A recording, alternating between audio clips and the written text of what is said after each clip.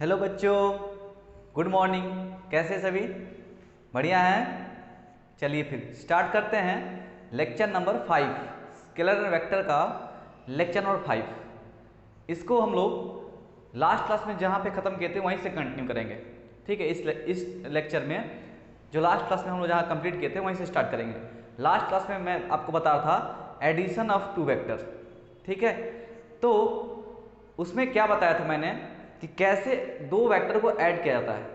ठीक है, जिसमें आपने देखा था एक एग्जाम्पल लेकर के आपको समझाया था मैंने, जो और स्केलर को भी कैसे ऐड करते हैं भी बताया था मैंने। स्केलर और वेक्टर को कैसे ऐड किया जाता है इसका डिफरेंस भी मैंने दिखाया था डिस्टेंस और डिस्प्लेसमेंट का एग्जाम्पल लेकर के।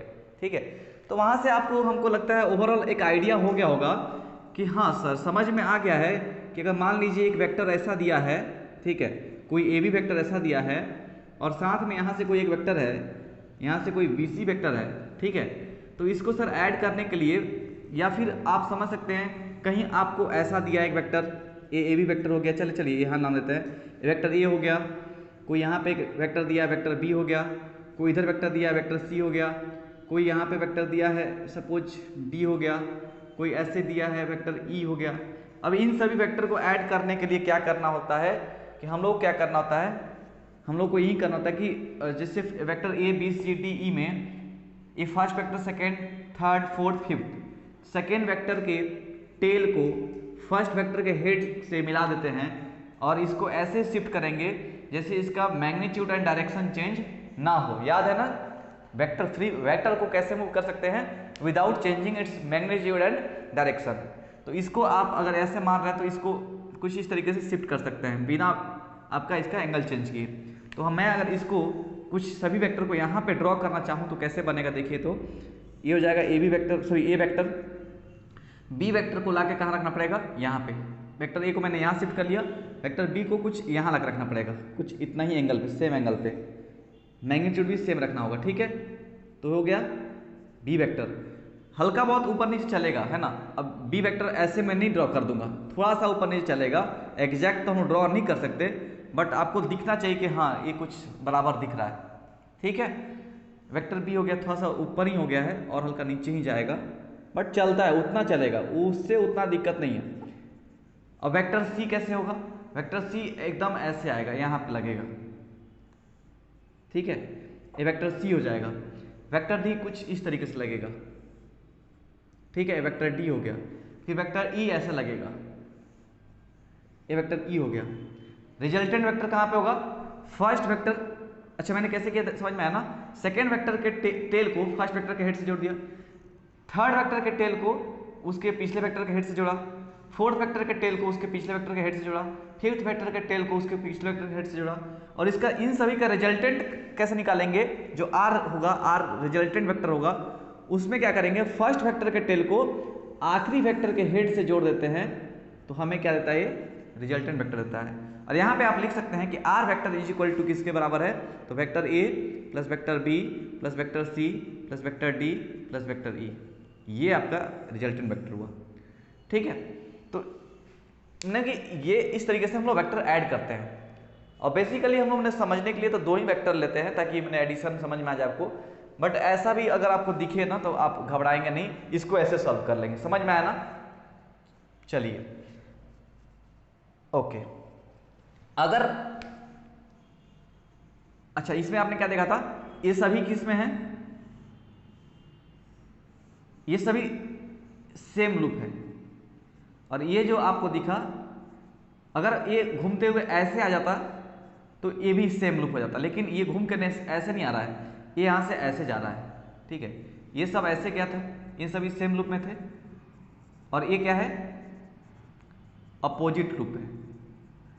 तो रिजल्टेंट हमेशा अपोजिट लूप में होता है। ठीक है, ये सभी सेम ऑर्डर में होंगे और ये सब अपोजिट ऑर्डर में होगा। लूप मत लिखिए, ऑर्डर लिख लीजिए। ठीक है, ऑर्डर, ये सभी सेम ऑर्डर में है और रिजल्टेंट उसके अपोजिट ऑर्डर में है। बात समझ में आया? यही रिजल्टेंट अगर क्या होता, अगर ये सेम ऑर्डर में फिर से यहाँ भी आ जाते, ठीक है, मतलब घूमते हुए ऐसे ऐसे जाते और इसका टेल इसके हेड से जुड़ जाता और ऐसे आकर यहाँ जुड़ता, तो फिर क्या होता रिजल्ट, तो टोटल ओवरऑल एडिशन अगर क्या होता हम लोग एडिशन करते हैं, टोटल ओवरऑल एडिशन करते हैं, मतलब कि आर वेक्टर इसको भी मान लेते हैं आप, तो R vector plus A vector चाहे ऐसे लिखते हैं यहाँ से, A vector plus B vector plus C vector plus D vector plus E vector plus R vector, सभी मिला के कितना हो जाएंगे, 0 वेक्टर हो जाएंगे। ठीक है, समझ रहे हैं ना, बस यही डिफरेंस है, मतलब कि वेक्टर के एडिशन में अगर लूप बन जाएगा तो 0 वेक्टर, अगर लास्ट जो हमारा जोड़ रहे हैं फर्स्ट वेक्टर के आखिरी वेक्टर से, वो अगर अपोजिट ऑर्डर रहेगा तो उसका वैल्यू इन सभी के एडिशन के बराबर होगा। बस यही दो तो डिफरेंस है, यही तो दो पकड़ना आपको डिफरेंस। ठीक है, समझ में आया? तो चलिए इसको ज़्यादा कॉम्प्लिकेट नहीं करते हैं, अब सिंपल रखते हैं, 2 ही वेक्टर रखेंगे, ज़्यादा नहीं। अब मान लीजिए 2 वेक्टर ऐसे दिया, एक वेक्टर ऐसे है और दूसरा वेक्टर कहीं ऐसे है, इन दोनों वेक्टर को ऐड करना है, वेक्टर ए हो गया, वेक्टर बी हो गया। ठीक है, अब दोनों को ऐड करने के लिए इसको शिफ्ट करना पड़ेगा। यहाँ पे लीजिए मैंने वेक्टर बी शिफ्ट कर दिया, ये भी यहाँ आ गया, इसको मिटा दीजिए। ठीक है, समझ रहे हैं बात समझ में आ रहा है? अब रिजल्टेंट वेक्टर कहाँ पे होगा, फर्स्ट वेक्टर के टेल को आखिरी वेक्टर के हेड से जोड़ दीजिए, ये इसका रिजल्टेंट वेक्टर हो जाएगा। तो आर वेक्टर इक्वल टू कितना आएगा, ए वेक्टर प्लस बी वेक्टर। इसमें थोड़ा सा ध्यान देने की बात यह है कि कोई भी वेक्टर होता है ना, उसका एक मैग्नीट्यूड होता है और साथ साथ में क्या होता है, डायरेक्शन होता है। ठीक है ना, समझ रहे हैं? तो रिजल्टेंट वेक्टर का हम लोग को एक तो मैग्नीट्यूड निकालना पड़ेगा और साथ में उसका डायरेक्शन भी बताना पड़ेगा, तब हम उसको डिफाइन कर पाएंगे अच्छे से। क्लियर हो रहा है? तो इसका रिजल्टेंट अब कैसे निकालेंगे, इसी में आपका अगर सिंपल था, जब ए वेक्टर ऐसे था और बी वेक्टर इसका परपेंडिकुलर था, तब तो आपके लिए आसान था क्वेश्चन सॉल्व करना। आर वेक्टर कितना होता था, R vector is equal to, इसमें भी A vector plus B vector ही लिखेंगे, लेकिन इसमें क्या है 90 डिग्री बन जा रहा है, राइट एंगल ट्रायंगल बन जा रहा है। तो यहाँ पर रिजल्टेंट का मैग्नीट्यूड आप निकालना पड़ेगा, क्योंकि वेक्टर के पास क्या होता है, वेक्टर के पास होता है मैग्नीट्यूड और एक क्या होता है, डायरेक्शन। तो मैग्नीट्यूड डायरेक्शन निकालने के लिए इसका मैग्नीट्यूड कैसे निकलेगा, ध्यान देंगे आप लोग अच्छे से, इसी में कंफ्यूजन होता है बच्चे लोग का। R vector is equal to A vector plus B vector, तो अब मैग्नीट्यूड निकालना होगा, आर वेक्टर का मैग्नीट्यूड निकालना होगा, मॉड मतलब, तो ऐसा नहीं कर सकते आप ए वेक्टर का मॉड प्लस बी वेक्टर का मॉड। मैं बार बार कल भी बताया था ये बात मैंने कल भी बताया था आपको, आप ऐसे नहीं कर सकते। ठीक है, आपका इसका मॉड निकालना, इसका मैग्नीट्यूड निकालना है, तो आपको पाइथागोरस थ्योरम लगा निकालना पड़ेगा, पाइथागोरस थ्योरम लगा करके निकालना पड़ेगा। बात समझ में आ रहा है? ठीक है, तो इसमें हम लोग को कैसे निकलना पड़ेगा, इसका मॉड का स्क्वायर प्लस इसका मॉड का स्क्वायर, उसके अंडर रूट करेंगे तब आर का मॉड मिलेगा। ये एक्चुअली सही है, ये गलत है। समझ में आ रहा है? हाँ, इसका मॉड कैसे होगा, ये इसका मैग्नीट्यूड कैसे होगा, इसका स्क्वायर प्लस इसका स्क्वायर का अंडर रूट, तभी तो ये मिलेगा ना। क्या सिंपली इसका मैग्नीट्यूड ऐड कर देंगे तो हाइपोटेनस मिल जाएगा क्या? नहीं ना। तो ये है सही तरीका, ये है गलत तरीका। फिर डायरेक्शन के लिए मैंने बताया था, डायरेक्शन कैसे पता चलेगा, यहाँ का थीटा निकाल लीजिए, यहाँ से tan थीटा लगा लीजिए, tan थीटा बराबर कितना, अपोजिट साइड इसका मॉड बाय एडजेसेंट साइड ए वेक्टर का मॉड। जब इसको डिवाइड करेंगे तो यहाँ से थीटा का कुछ वैल्यू आएगा, वो कितना हो जाएगा, tan inverse B vector by A vector. और साथ में यहाँ पे एक और चीज़ आपको बता देते हैं कि जब ए वेक्टर का मॉड लिखेंगे तो ये क्या बताता है, मैग्नीट्यूड बताता है। ठीक है, किसका मैग्नीट्यूड बताता है, तो वेक्टर ए का मैग्नीट्यूड बताता है ना। तो इसको कभी कभी मैं आगे, अब जैसे हम लोग आगे बढ़ते जाएंगे वैसे आप ध्यान देंगे, जब ए वेक्टर का मॉड ऐसे लिखा होगा ना, ए वेक्टर का मॉड, तो मैं सिंपली अगर ए भी लिखूं तो आप समझ जाएंगे कि मैग्नीट्यूड के बारे में बता रहा हूं मैं। बी वेक्टर का मॉड है और मैं सिर्फ बी लिखूं तो आप समझ जाएंगे कि मैग्नीट्यूड ऑफ बी लिखा गया है, मैंने वेक्टर बी का मैग्नीट्यूड है। ठीक है, तो यहाँ पे मैं इसको ऐसे भी लिख सकता था, tan इनवर्स b बाई ए। तो यहाँ से आप समझ जाएंगे कि जो b है वो इस वेक्टर का मैग्नीट्यूड है, ये है जो वेक्टर a का मैग्नीट्यूड है। तो इससे आप इतना पता कर लेंगे। आगे से मैं अगर ऐसे भी लिखूं तो समझ जाएंगे कि यही बात लिखा गया है। ठीक है, मतलब कहने का यह है कि एक वेक्टर a के पास इसका मैग्नीट्यूड होता है और एक डायरेक्शन होता है, कैप से दिखाते हैं। तो इसको ऐसे भी लिख सकते हैं आप, A vector is equal to A into A cap, मतलब ए क्या दिखा रहा है, यही मैग्नीट्यूड दिखा रहा है। ठीक है, ये सब छोटी छोटी बातें हैं जो आपको समझनी है। अच्छा, लेकिन क्या हुआ, मामला गड़बड़ कब हो गया, जब ये वेक्टर 90 डिग्री पे नहीं घुमा, जब ये कुछ इस तरीके से घूम गया। अब ये एंगल 90 डिग्री नहीं है, तो अब आप पाइथागोरस थ्योरम लगाते रहिए, कुछ नहीं होगा, निकलेगा ही नहीं, गलत हो जाएगा ना। यहाँ पाइथागोरस थ्योरम थोड़ी काम करेगा, यहाँ पाइथागोरस थ्योरम काम करेगा क्या? नहीं काम करेगा ना, समझ में आ रहा है ना। तो यहाँ पे हम लोग को कुछ एक मैथमेटिकल एनालिसिस से इसको सॉल्व करना पड़ेगा, ठीक है, एनालिटिकल मेथड से सॉल्व करना पड़ेगा। तो चलते हैं सॉल्व करके दिखाते हैं कैसे ट्रायंगल्स लॉ ऑफ वेक्टर, इसको पढ़ते क्या है, इसको पढ़ते हैं triangles law of vector addition, triangles law of vector addition, ठीक है। तो चलते हैं, अब आगे बढ़ते हैं और कैसे इसको एनालिटिकली, है ना, मैथ्स का यूज करके कैसे सॉल्व कर सकते हैं उसको देखेंगे। तो मैं काम करता हूँ, इसको मिटा ही देता हूँ, कहीं एक साइड में लिखते हैं, उसके बाद इसको सॉल्व करेंगे। यहाँ पे लेते हैं हम लोग, हेडिंग लगाते हैं triangles law of vector addition, जिसमें हम लोग कैसा ट्रायंगल होगा, ए वेक्टर ए होगा, ए वेक्टर बी होगा, ठीक है, अरे टेढ़ा हो गया, ए वेक्टर ए हो गया, ए वेक्टर बी हो गया, रिजल्टेंट कहीं कहाँ पे होगा, ये रिजल्टेंट वेक्टर हो जाएगा, ठीक है ना। समझ रहे बात, आ रही समझ में ना। इसको ऐड करना है हम लोग को, इसका रिजल्टेंट निकालना है, इसका मैग्नीट्यूड निकालना है, इसका डायरेक्शन बताना है। तो चलिए मान लेते हैं ये इससे कितने एंगल पे है, तो मान लेते हैं अल्फा एंगल पे है, जो रिजल्टेंट है वो वेक्टर ए से अल्फा डिग्री पे है, ठीक है। चलिए एक काम करते हैं, हम लोग यहां से एक परपेंडिकुलर गिरा लिया जाए, ठीक है, और इसको आगे तक एक्सटेंड कीजिए, ठीक है ना। मैंने क्या किया कि यहां से परपेंडिकुलर गिराया और इसको आगे तक एक्सटेंड किया, ये अल्फा है, ठीक है ना। तो ये कितना बन जाएगा, ये एंगल कितना होगा आप लोग खुद बताइए। अगर ए वेक्टर ए से ये अल्फा डिग्री पे है, ठीक है। अच्छा एक और चीज, इसको हम लोग ले लेते हैं, एंगल बिटवीन टू वेक्टर कैसे निकालते थे हम लोग, टेल को टेल से मिलाते थे ना। तो चीज है, मैंने जो अल्फा दिखाया ना, here alpha is showing angle between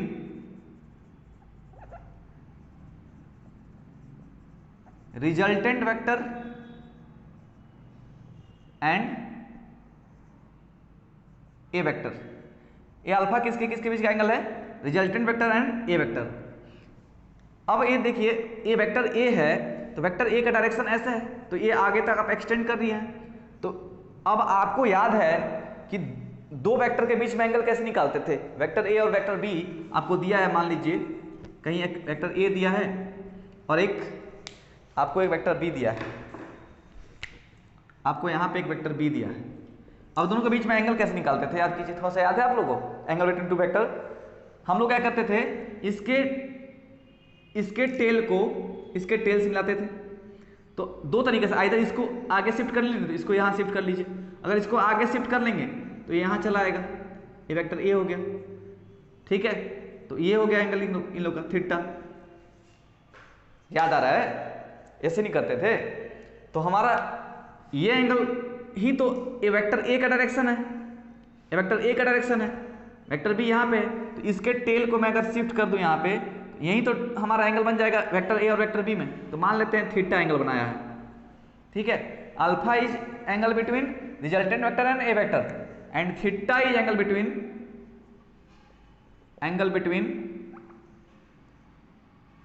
A vector and B vector, ठीक है। समझ में आ रहा है। चलिए यहां से मैंने एक परपेंडिकुलर गिरा लिया, ये इसको आगे तक एक्सटेंड कर लिया, चलिए बढ़िया है। ये कितना डिग्री बनेगा, 90 डिग्री बनेगा। अब आपसे पूछूं मैं एक सवाल, एक बात पूछूं, ये लेंथ कितना है? ये तो वेक्टर बी है। मैंने आपको कहा था वेक्टर रिप्रेजेंटेशन में अगर आपको यहाँ वेक्टर कुछ भी लिखा है, वी वेक्टर लिखा है, तो उसका ये जो होता है वो क्या शो करता है? ये जो लेंथ होता है ये क्या शो करता है? इसका मैग्नीट्यूड शो करता है। तो ये जो लेंथ होगा वो हमारा क्या होगा? मैग्नीट्यूड मतलब वी वेक्टर का मॉड, या फिर सिंपली वी इन मैग्नीट्यूड होगा। और एरो मार्क शो करता है उसका डायरेक्शन। तो फिलहाल मैं पूछ रहा हूँ इस लेंथ को अगर मैं b लिख दूं, सिर्फ b लिख दूं या फिर v वेक्टर का मॉड लिख दूं, तो आपको कोई तकलीफ है? कोई तकलीफ नहीं है ना। तो हम समझ गए कि यहाँ जो b वेक्टर है इसका ये जो लेंथ है वो b वेक्टर का मॉड है या फिर सिंपली b है, मतलब मैग्नीट्यूड है b वेक्टर का। ठीक है, तो चलिए यहाँ पे समझते हैं। आप इस ट्रायंगल को ड्रॉ करिए यहाँ बगल साइड में। ये लेंथ कितना है? b है। ये कितना है? थीटा है। ये 90 डिग्री है, ये 90 डिग्री है। तो मैं आपसे पूछूं ये लेंथ कितना होगा और ये लेंथ कितना होगा? बता सकते हैं कि नहीं बता सकते हैं? आपको थीटा पता है, आपको हाइपोटेन्यूज का लेंथ पता है, राइट एंगल ट्रायंगल है, तो ये साइड और ये साइड कितना होगा एंगल के टर्म में? आप बता सकते हैं क्या? चलिए बताइए, कोशिश कीजिए। कर लिए? चलिए देखिए, मैं अगर साइन थीटा लगा दूं, चलिए मान लेते हैं ये x है और ये y है, हमको नहीं पता x y कितना है, निकाल लेते हैं। साइन थीटा लगाएंगे तो क्या हो जाएगा? साइन थीटा में आप क्या पढ़े हैं? अपोजिट साइड, जो कि आप पढ़े हैं परपेंडिकुलर बाय हाइपोटेन्यूज ना। ठीक है, हम याद किए अपोजिट साइड मतलब एंगल का अपोजिट साइड बाय हाइपोटेन्यूज, मतलब x बाई बी। क्या हमारा और आपका थिंकिंग मैच कर रहा है? x बाई बी ही होगा। चलिए मैच कर गया। तो यहां से x बराबर कितना हो जाएगा? b sine theta. और y के लिए क्या करना पड़ेगा? y के लिए क्या करना पड़ेगा? अगर मैं हमको b पता है, थीटा पता है, तो मैं cos थीटा लगा लूं तो काम बन जाएगा। यहाँ पे cos थीटा लगा लेंगे तो क्या बन जाएगा? y by B. ठीक है, तो यहां से y कितना मिल जाएगा? b cos थीटा, मतलब ये लेंथ कितना है? b cos थीटा है। ये लेंथ कितना है? b sin थीटा है। तो यहां हम समझ गए कि ये जो लेंथ यहाँ पे आपको दिख रहा है, ये लेंथ, ये कितना होगा? ये होगा b sin थीटा। कैसे हुआ वहां पे बता दिया मैंने। और ये लेंथ कितना होगा? ये हो जाएगा b cos थीटा। क्या बात समझ में आ गया सबको? ठीक है, और ये लेंथ कितना है? ये लेंथ कितना है? ये वेक्टर a है, तो इसका जो लेंथ है, जैसे ये वेक्टर b था तो b शो करा था ना। ठीक है, वैसे ही कंफ्यूजन तो नहीं है ना आपको? b वेक्टर का मॉड मतलब मैग्नीट्यूड, मैंने बोला था ना जस्ट पहले, मॉड पड़ेगा तो b लिख सकता हूं मैं डायरेक्ट।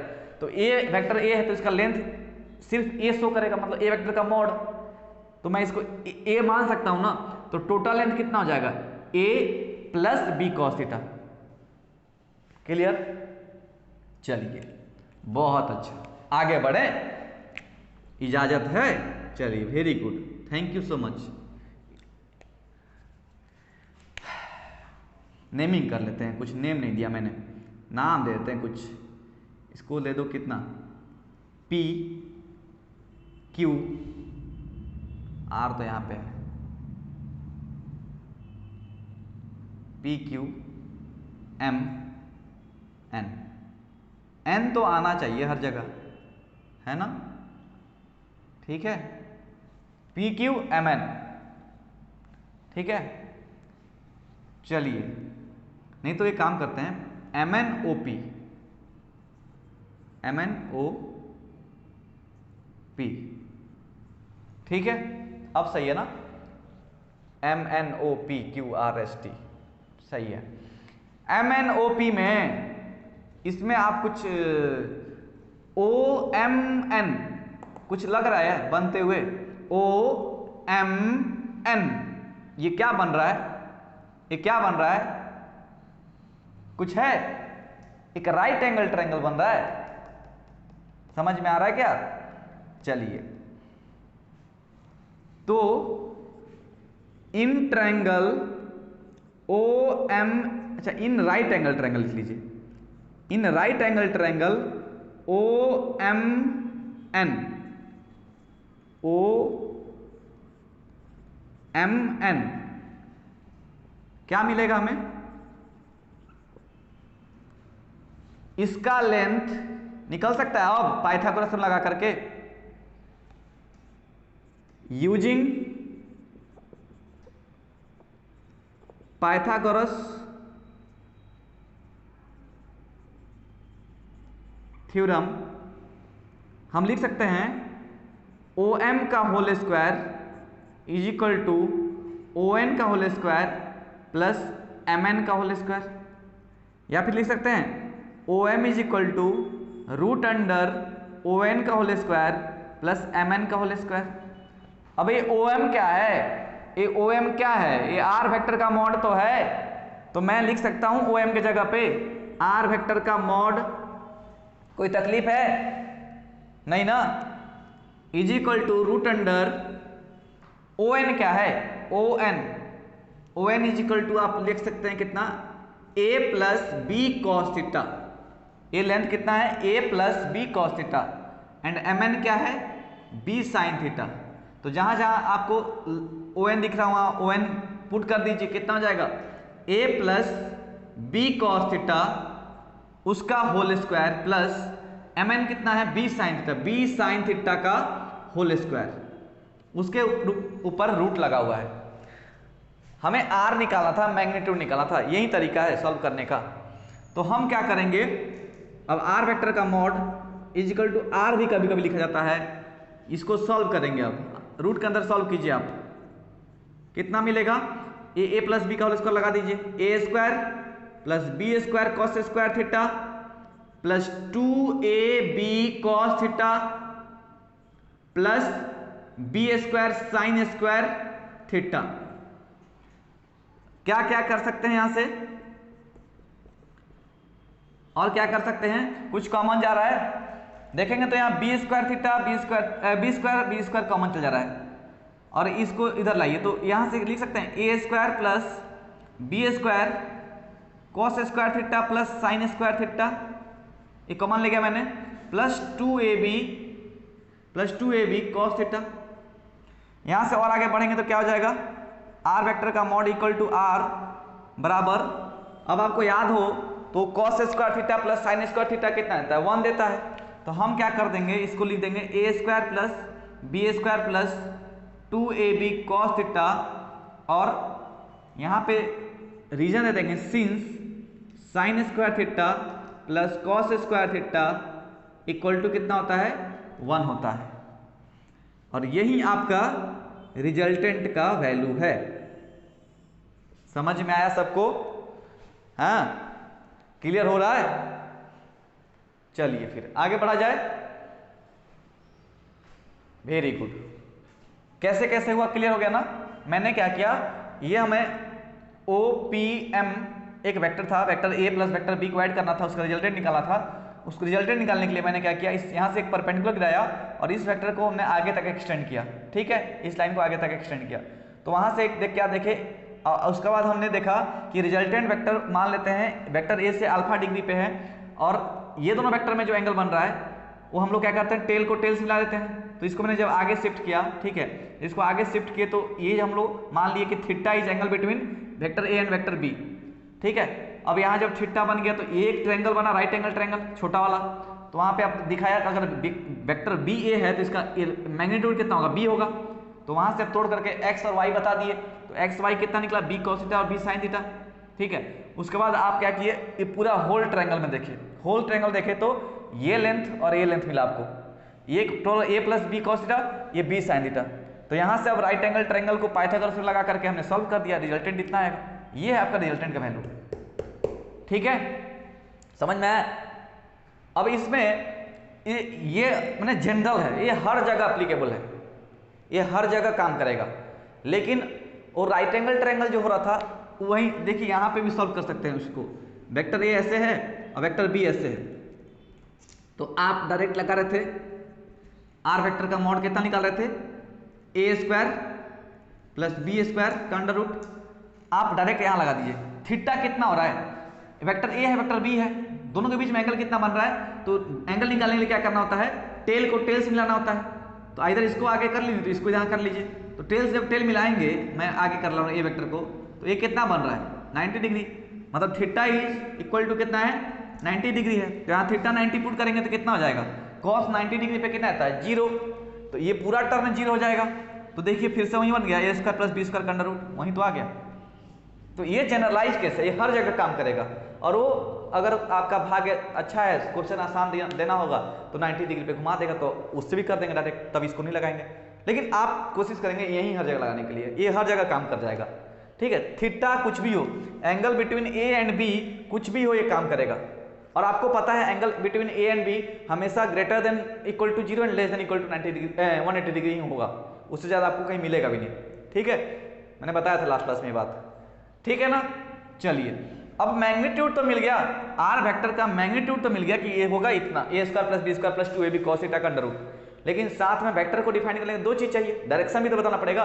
तो डायरेक्शन बोलना पड़ेगा कि चलो ठीक है सर बता दे रहे हैं, वेक्टर ए से अल्फा डिग्री पे है सर, अल्फा निकाल देंगे, काम बन जाएगा हम लोग का। बस अल्फा का बात अल्फा निकल गया तो एक बार बस काम खत्म, डायरेक्शन पता चल जाएगा कि हाँ वेक्टर ए से रिजल्टेंट कुछ इतने डिग्री पे है। ठीक है, तो अल्फा निकालने का काम करेंगे। तो अल्फा निकालने के लिए क्या करना होगा, इसी ट्रायंगल में again in right angle triangle, in right angle triangle OMN we have tan alpha, कितना हो जाएगा जी, tan अल्फा लगाएंगे तो opposite side by adjacent side b sin theta by a plus B cos theta. ठीक है, that imply alpha equal to कितना हो जाएगा, tan इनवर्स b sin theta by a plus B cos theta.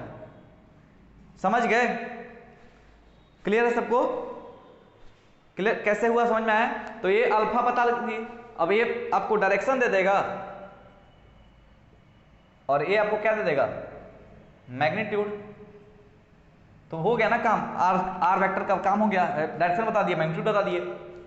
ठीक है, तो वेक्टर ए और वेक्टर बी का मैग्नीट्यूड इतना होगा और रिजल्टेंट इतना होगा, खत्म काम। ऐसे ही हर जगह करना है, क्लियर है, कर लेंगे आप लोग। ठीक है, तो चलते हैं, इसका एक डेफिनेशन होता है triangles law of vector addition का, उसको मैं यहाँ कहीं साइड में लिख देता हूँ, इधर कहीं लिख देता हूँ।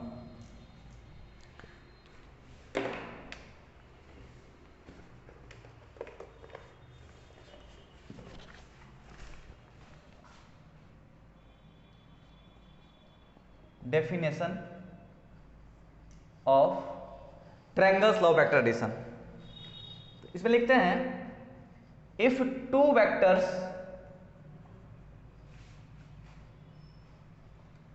Are represented in magnitude and direction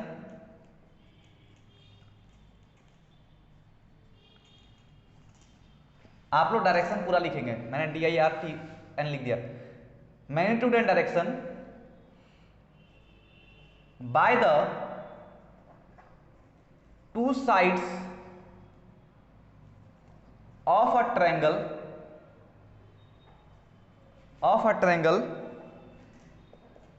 taken in same order, then their resultant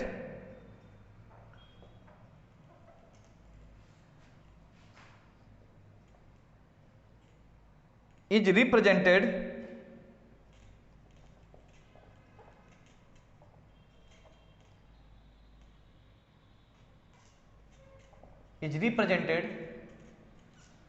in magnitude and direction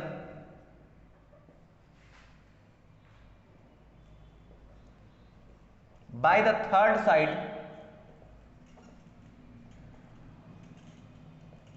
of the triangle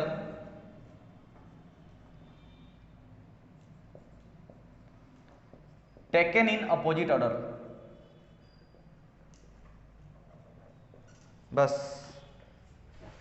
यही तो है उसका डेफिनेशन, देख लेंगे यहाँ पे वही चीज़ मैंने बताया है कि मान लेते हैं एक ट्रायंगल, अगर वेक्टर ए और वेक्टर बी दो वेक्टर हैं जिनको ऐड करना है और वो रिप्रेजेंट कर रहे हैं दो साइड ऑफ ट्रायंगल। एक ट्रायंगल बन रहा है ना, ठीक है, तो दो साइड ऑफ ट्रायंगल मतलब एक साइड और एक दूसरा साइड, और ये दोनों क्या कर रहे हैं, मैग्नीट्यूड और डायरेक्शन दोनों दिखा रहे हैं। वेक्टर ए है, उसका मैग्नीट्यूड इतना ए है ना, इतना लेंथ मैग्नीट्यूड है, और डायरेक्शन कहाँ इधर है, और ये जो साइड है वो वेक्टर बी है, उसका डायरेक्शन इधर है, मैग्नीट्यूड इतना है।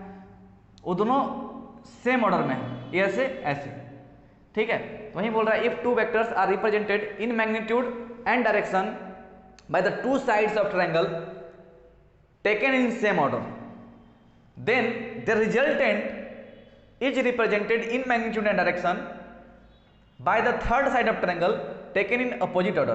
ये ऐसे ऐसे, तो ये ऐसे नहीं, ऐसे, यही है triangles law of vector addition, इसी को बोलते हैं, ठीक है। उसका मैथमेटिकल पार्ट तो आपको दिखाई दिया मैंने सॉल्व करके कैसे कैसे हुआ, ठीक है। इस तरीके से हम लोग हर जगह जितना भी अब आपको ऐड करना होगा दो वेक्टर को, तो आप इस तरीके से ऐड करेंगे, ठीक है। तो आपको इतना क्लियर हो गया ना कि वेक्टर ए वेक्टर बी अगर ऐड करना होगा, मान लेते हैं एक लड़का 4 मीटर इधर चला और 3 मीटर इधर चला, तो इसका कोई डिस्प्लेसमेंट पूछे तो आप 4 + 3 नहीं बताएंगे, आप कितना बताएंगे, 4 का स्क्वायर प्लस 3 का स्क्वायर का अंडर रूट, ठीक है।